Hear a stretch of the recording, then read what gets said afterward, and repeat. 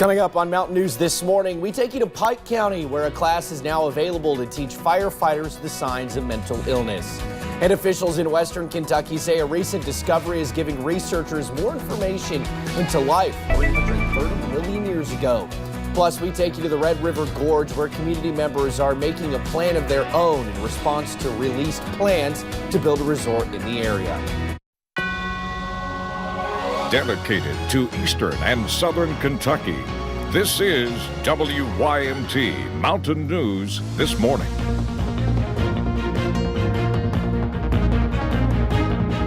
Good morning. It is 4:59 on Monday, February the 3rd. I'm Will Puckett. Thank you for tuning in to Mountain News This Morning. Madison has the day off.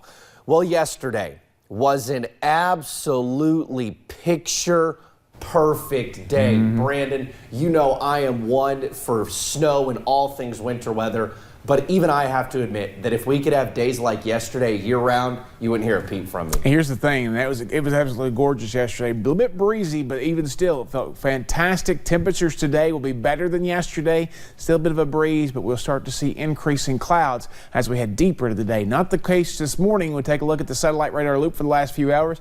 Barely starting to see the clouds start to drift in this morning, and not a whole lot in coverage. Temperatures are a dumpster fire this morning. I'll just be honest about it. 30s in some areas, 50s in others. So that's a 20-degree split.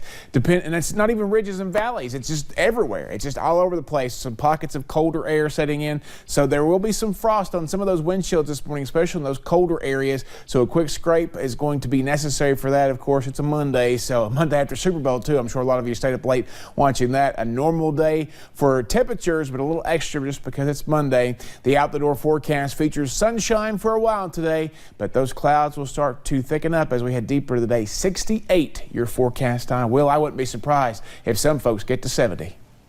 All righty, Brandon, we'll keep an eye on that. Well, firefighters are often looked at to be fearless and brave. While that is true, they could use some help from time to time. Studies show in 2019, 114 firefighters died by suicide compared to 52 deaths in the line of duty. Those numbers shocked Island Creek Fire Department Chief Randy Courtney. Now, for the first time, a class is offered in Pike County to teach firefighters the signs of mental illness. So this is some training that gives you some signs and symptoms, makes you aware of some things. Hopefully we'll do a couple more and maybe even have them at our regional fire school. Members of fire departments from Pike and Floyd County took the class. WYMT's Marianne Fletcher will have more from them in our 6 o'clock hour right here on WYMT Mountain News This Morning. Well, the 11th annual Shop and Share event helped stock shelves for a local domestic violence shelter. The Turning Point is a nonprofit organization that offers residential and non-residential services to the Eastern Kentucky region. This event allows customers to purchase items from a list or donate money to the shelter. Elizabeth Fitch with Turning Point says it is important to be visible within the community they serve. We try to get out in the community so that people can know that there are resources if they're a victim or know somebody that's a victim of domestic violence. During the past 10 years, the event has raised more than $5 million for domestic violence shelters. The volunteers wrapped up their donation day at 5 o'clock Saturday evening. If you could not stop by but would like to donate, you can visit our website at WYMT.com for more information. Flu season remains and some school systems are closed today while they take time to disinfect. Corbin and Williamsburg independent schools are closed today. McCreary and Powell County schools are on that list as well. Meanwhile, last check, Jenkins Independent and Lawrence County schools have opted to remain closed today and tomorrow. You can keep up to date with all the latest closings on our website over at WYMT.com and on the WYMT News app.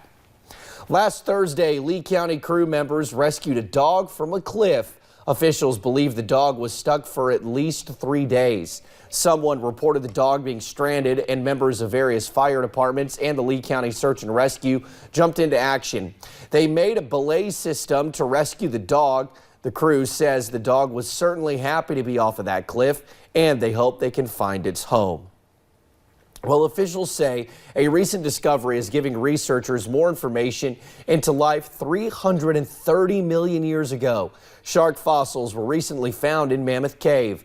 The cave is located in western Kentucky, and since the discovery, researchers have found hundreds of more shark's teeth in the cave. they're not all one kind of shark. There are at least 10 or more kinds of sharks represented. Researchers say these fossils have only scratched the surface of the history the cave has preserved in its walls. Well, while developers look at plans to build a resort in the Red River Gorge community, members are making a plan of their own. Red River Gorge United is a group made up of people who live and work in the gorge area. Many of them have concerns about an $800,000 study that could lead to major changes for the region. The idea is to boost tourism, but the study won't be done until the end of July. Residents say whatever happens, they want to make sure their voices are heard.